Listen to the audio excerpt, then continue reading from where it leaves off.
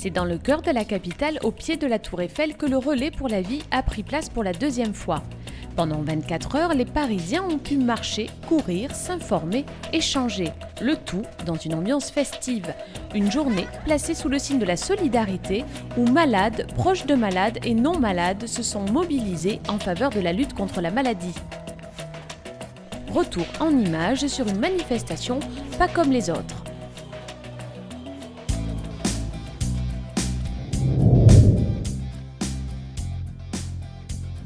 C'est le tour d'honneur des survivants qui a ouvert le bal des festivités. Attention, top départ avec ce premier tour de piste. Malades et anciens malades ont marqué le début d'une longue marche de 24 heures. C'est un des 3 moments forts, l'ouverture du relais par des personnes qui portent un t-shirt très distinctif, témoignent de leur vie après le cancer. C'est un relais, c'est-à-dire qu'on peut marcher, courir, pour symboliser la mobilisation de tous contre la maladie. Au relais pour la vie, un seul mot d'ordre compte: changer l'image du cancer. Et organiser un relais pour la vie dans une grande ville comme Paris a été une nouvelle occasion de prouver que l'on peut faire face à la maladie ensemble. C'est donc sourire aux lèvres que les Parisiens, solidaires, ont profité des différentes animations.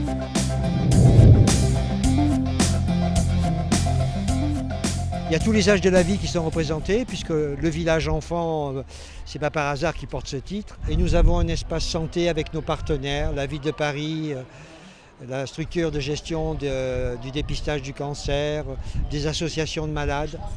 Et puis il y a les aspects ludiques.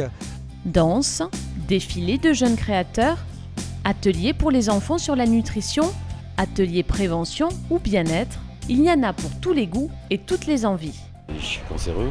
Je suis passé sur le stand et je voulais voir si je pouvais essayer. Et en fin de compte, je recommençais régulièrement parce que voilà, ça fait un bien énorme. Il y avait très longtemps, je ne m'étais pas senti aussi détendu et relaxé, quoi.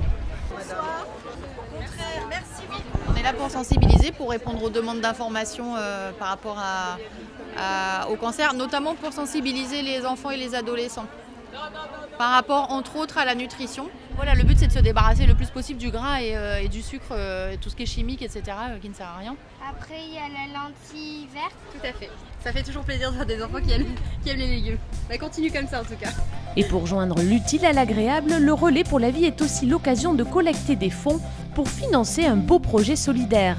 À Paris, cette fois-ci, les ligueurs se sont mobilisés pour récolter de l'argent afin de permettre à des enfants malades de partir en vacances.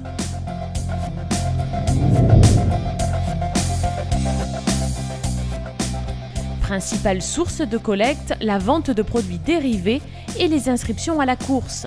En effet, public parisien et salariés des entreprises de la région Île-de-France ont payé 5 € pour participer à la course.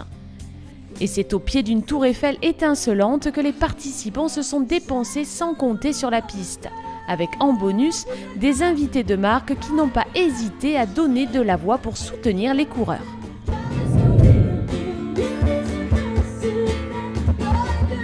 Organisé par la Ligue contre le cancer en collaboration avec la station de radio Voltage, c'est la crème de la crème du top 50 qui a répondu présent à l'appel des ligueurs et des bénévoles parisiens.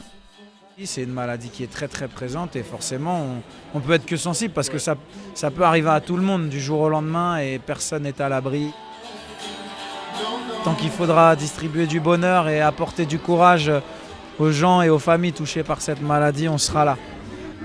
Toute la soirée, les artistes se sont succédés sur la scène.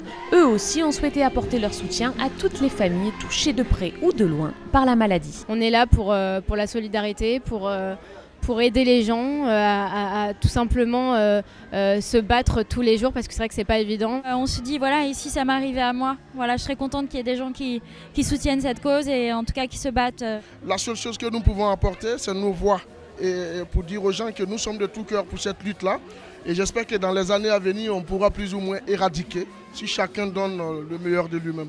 Et avant, j'incite toutes les femmes à faire le dépistage du cancer du sein pour détecter si même c'est bénin, autant le guérir là une fois que le cancer est déclaré.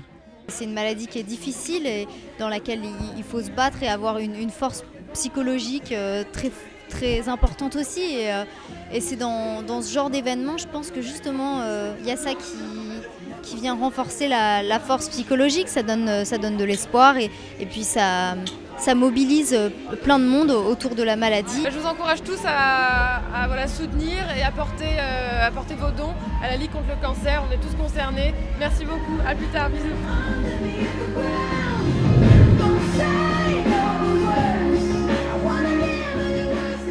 Le relais pour la vie, c'est un moment de partage et de fête, mais aussi l'occasion de se recueillir.